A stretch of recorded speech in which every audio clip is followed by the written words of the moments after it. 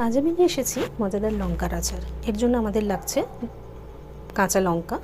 আমি এখানে 150 গ্রামের মতো লঙ্কা ব্যবহার করেছি, যাকে প্রথমেই ভালো করে ধুয়ে রোদে শুকিয়ে নিয়েছি। এছাড়া মশলার মধ্যে রাখছে মৌরি, জিরে, সর্ষে, মেথি, হিং, নুন, হলুদ এবং সর্ষের তেল ও ভিনেগার। প্রথমে লঙ্কাগুলোকে আমাদের ছোট ছোট পরিমাণে ছোট ছোট আকারে কেটে নিতে হবে। পরিমাণ মতো সাইজে আমরা সমস্ত লঙ্কাগুলোকে কেটে নিয়েছি। এবার এটিকে সরিয়ে রেখে গ্যাসের উপর একটি প্যান বসাতে হবে।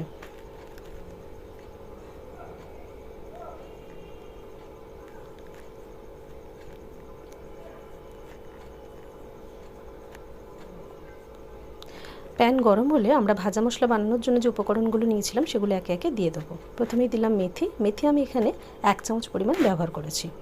এরপর দিলাম সর্ষে নিয়েছি 2 চামচের মতো। দিলাম জিরে, এটিও নিয়েছি আমি 2 চামচের মতো। আর দিয়ে দিলাম মৌরি, সেই 2 চামচ পরিমাণ। এবার এই সমস্ত উপকরণকে আমরা হালকা আঁচে ভালোভাবে ভেজে নেব।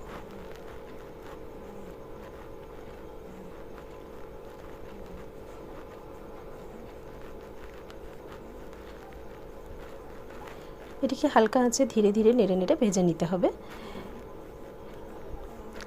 ভাজতে ভাজতে দেখা যাবে এই মশলার সমস্ত রং ধীরে ধীরে পরিবর্তন হতে শুরু হয়েছে।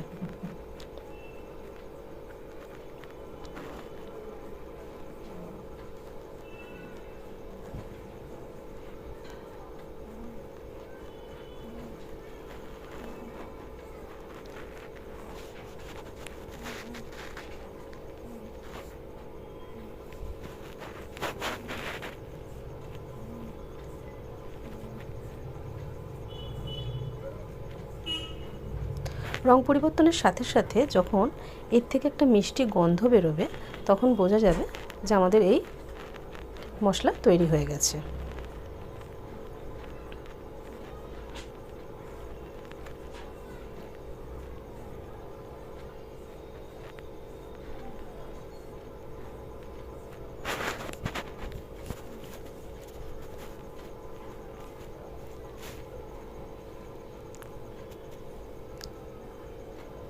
ব্যাস, আমার এখানে মশলা ভাজা কমপ্লিট। এবার এটিকে নামিয়ে রেখে ঠান্ডা করার পালা। নামিয়ে ঠান্ডা করে আমাদের সেটিকে ভালোভাবে গুঁড়ো করে নিতে হবে। যে তেলটি আমি ব্যবহার করব, আমি এখানে 1 কাপের মতো তেল নিয়েছি, সেটিকে আমি ভালোভাবে ফুটিয়ে নামিয়ে ঠান্ডা করে নেব। এবার একটি পাত্রে যে সমস্ত লঙ্কাগুলো কুচিয়ে রেখেছিলাম সেগুলিকে ভরে নিতে হবে।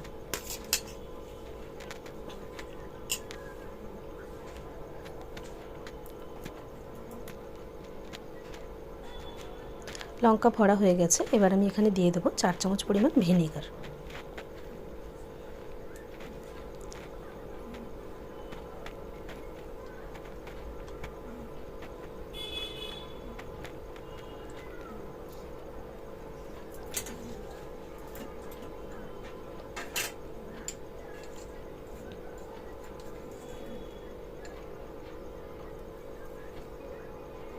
এরপর দেবো 1 চামচের থেকে একটু বেশি নুন।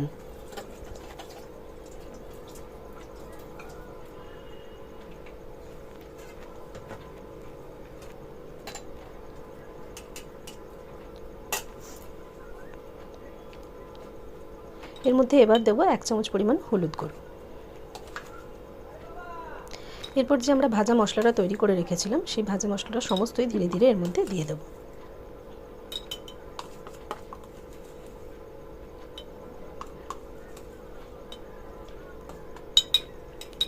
তেলও আমাদের প্রায় ঠান্ডা হয়ে গেছে ওদিকে। তো ভাজা মশলা লঙ্কার মধ্যে দিয়ে মিশিয়ে নিয়ে এবার সেই তেলটিকে আমরা এর মধ্যে দিয়ে দেবো।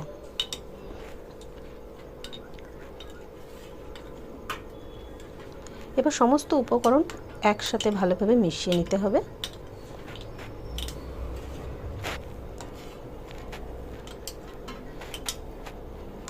মিশিয়ে নেওয়ার পর এটার মুখ বন্ধ করে 2-3 দিন রোদে দিতে হবে ভালোভাবে মজার জন্য। ব্যাস তৈরি আমাদের এই লঙ্কার আচার।